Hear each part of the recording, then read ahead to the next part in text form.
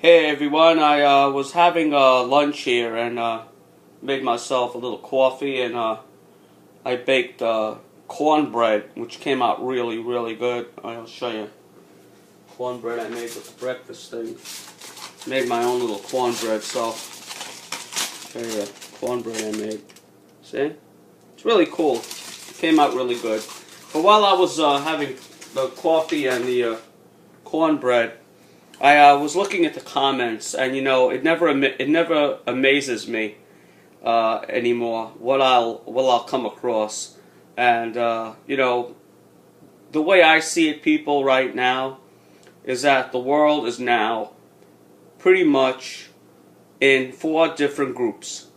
You know, you have 4 different distinct groups. The first group you have are the people that just go to work, they come home, pay the bills, turn on their TV, watch sports, do whatever they have to do around the house, clean the house, and take care of the kids, barely make it, and do the routine over again and have no idea of what's going on other than what they see on TV and local sports, news, and whatnot. And then you got those people that, like myself, know what's going on in the real world. They try to bring out some of the truth so people have a half a chance to actually be prepared for what's ahead. But with that said, I also know that there is pretty much nothing that I can actually do to change the events that are coming down the road, unless you get millions of people backing us up. There's no way. I mean, I could go with about, I said it on my other channel, I mean, I'll be the first to say it, people. You know, someone on my channel actually commented and said, why do you even do these videos? You know, you're not going to change anything, nothing's going to change, things are just going to get worse. And the reason I do the videos is not for to save the world. I do the videos possibly to save a handful of people, maybe. I'd be very happy. Maybe that we'd be prepared with extra food, extra water, a flashlight, a candle, something. You know, I'm a realist. You know, I know if I were to tell 20 or so people that come to my channel or whatever, I get sometimes 40 to 60 people on my channel, to go on a certain date and go in front of the White House and start protesting, I know very well what will happen. I'm not an idiot. I know very well what will happen. What will happen is we'll probably be tear-gassed, maced, handcuffed, put in jail, and last I checked, I don't think anybody on my channel I'll be able to call and have me bailed out. So I'm not going to be doing any large protests or anything like that, because I know darn well what the outcome is going to be. You know, a dozen or so of us will be handcuffed, maced, and tear-gassed, and, you know, put in jail, and no one will know anything about it, and life will go on, and things will never change, and that's my reality. I realize that. Unless you get millions of people together, that will be the reality.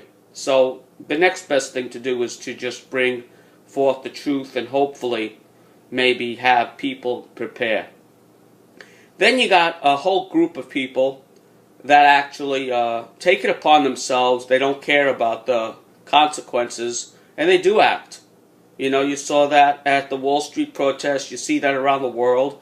And I think the reason you're having protests around the world is, I think Gerald Celente said it the best.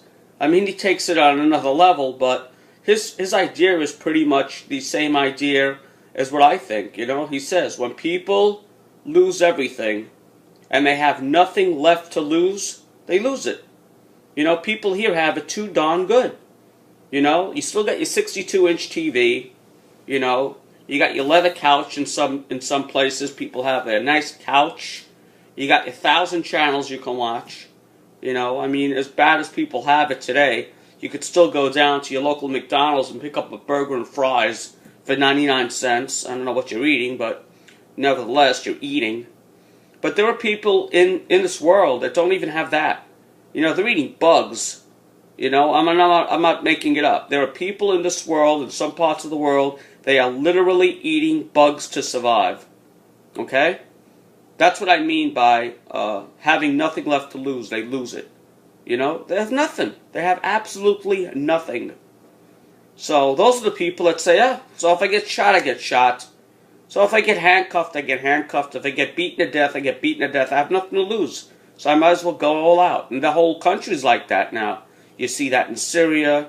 You see that in Greece. You see that in all parts of the world now. Because they have nothing to lose. You know, if you would take away all the stuff, I mean, I have stuff to lose still. I mean, I still got, you know, a house and, you know, food. And, you know, I still have stuff. I can't really afford to be in jail right now. Or worse. Or shot. So, you know, the best thing I can say, people, is it reminds me of, you know, when I do these videos and some people write me, you're a fearmonger, you're this, you're that. It reminds me of a famous movie, a part of a movie that I'm sure a lot of people have seen. Came out in my day when I was like 9, Jaws. And I'm sure a lot of people have seen the movie Jaws back in 1975 when it came out. And that was when Matt Hooper comes up to these people in the boat. And I think I put this video up on my YouTube channel a long time ago. And he comes up to them and he wants to warn them that they're overloading the boat. And he says, yeah. He goes, yeah. Then they totally disregard him. And he says, well, you're overloading that boat. I just want to tell you guys, you're overloading that boat. It's kind of dangerous. Yeah, whatever. And he goes, well, if you don't want to, you know, listen to me, can you at least tell me where there's a nice restaurant on the island? He goes, yeah, you walk straight ahead. Meaning it'll be like friggin' lunch, you know? But then he turns around and he goes, they're all going to die.